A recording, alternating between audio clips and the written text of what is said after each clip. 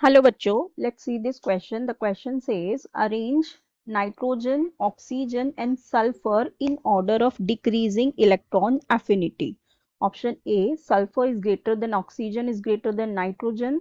B, oxygen is greater than sulfur is greater than nitrogen. C, nitrogen is greater than oxygen is greater than sulfur. And D is sulfur is greater than nitrogen is greater than oxygen. सो यहाँ पे इस question में हमसे ये पूछ रहा है कि नाइट्रोजन, ऑक्सीजन और सल्फर में हमें इसे अरेंज करना है डिक्रीजिंग इलेक्ट्रॉन एफिनिटी के ऑर्डर में। ठीक है, सो देखो जो हमारा इलेक्ट्रॉन एफिनिटी होता है वो क्या होता है। जो इलेक्ट्रॉन एफिनिटी होता है, इलेक्ट्रॉन एफिनिटी हमारा होता है, हम इसे ये कह सकते हैं, it is the energy released, the energy released when an electron is added to an element।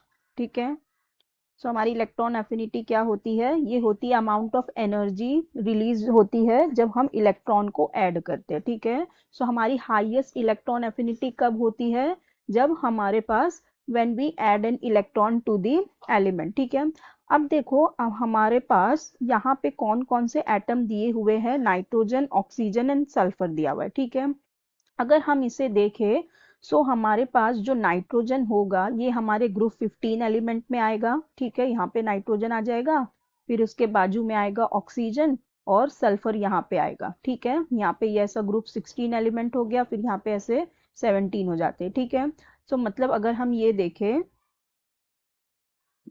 यहाँ के भी हम एटम को अगर लिख ले फॉर जस्ट फॉर रेफरेंस, सो देखो ये इस तरह से हो जाते हैं। ठीक है, अब देखो जब हम डाउन द ग्रुप जाते हैं, ठीक है, जब हम डाउन द ग्रुप जाते हैं, डाउन द ग्रुप, सो हमारी जो इलेक्ट्रॉन एफिनिटी होती है, जो एटम की इलेक्ट्रॉन एफिनिटी जो होती है ये डिक्रीज होती जाती है। ठीक है, as we go down the group electron affinity क्या होती जाती है, डिक्रीज होती जाती है।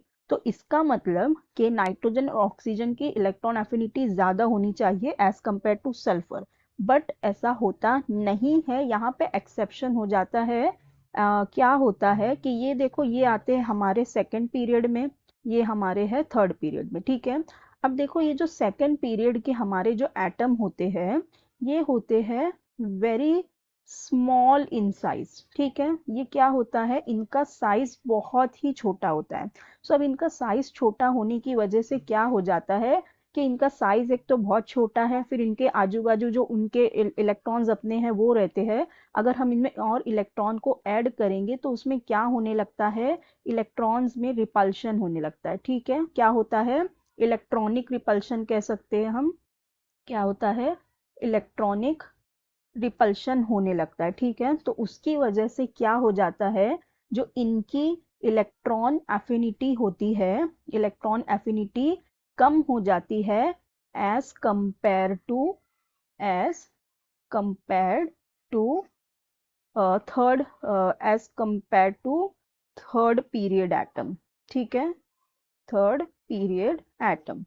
सो होना ये चाहिए था कि सेकंड पीरियड की इलेक्ट्रॉन एफिनिटी ज़्यादा as compare to third period, क्योंकि हम कह रहे हैं कि जैसे जैसे हम डाउन द ग्रुप जाते हैं इलेक्ट्रॉन एफिनिटी डिक्रीज होती जाती है, लेकिन यहाँ पे एक एक्सेप्शन आ जाता है, और जो हमारी इलेक्ट्रॉन एफिनिटी होती है वो जो हमारे थर्ड पीरियड है इनकी ज़्यादा हो जाती है as compare to second period. ठीक है, सो इसका मतलब ये हुआ कि यहाँ पे हमारा सल्फर है तो सल्फर की इलेक्ट्रॉन एफिनिटी सबसे ज़्यादा होगी। ठीक है, अब जो हमारे पास दूसरे एटम दिए हुए हैं, हमारे पास है नाइट्रोजन और ऑक्सीजन।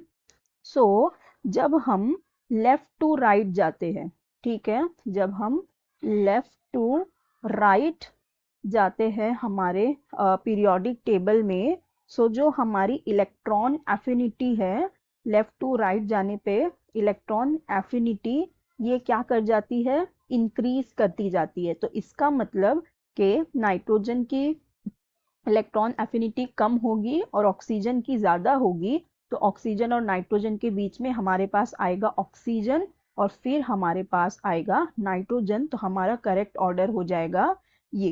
तो हमारे ऑप्शन में हम देख लेते हैं, ऑप्शन 1 में दिया हुआ है sulphur is greater than oxygen is greater than nitrogen. So yes, यही हमारा करेक्ट ऑप्शन भी हो जाएगा, क्योंकि यही ऑर्डर हमने यहाँ पे देखा, तो ये वाला हमारा करेक्ट ऑप्शन हो जाएगा।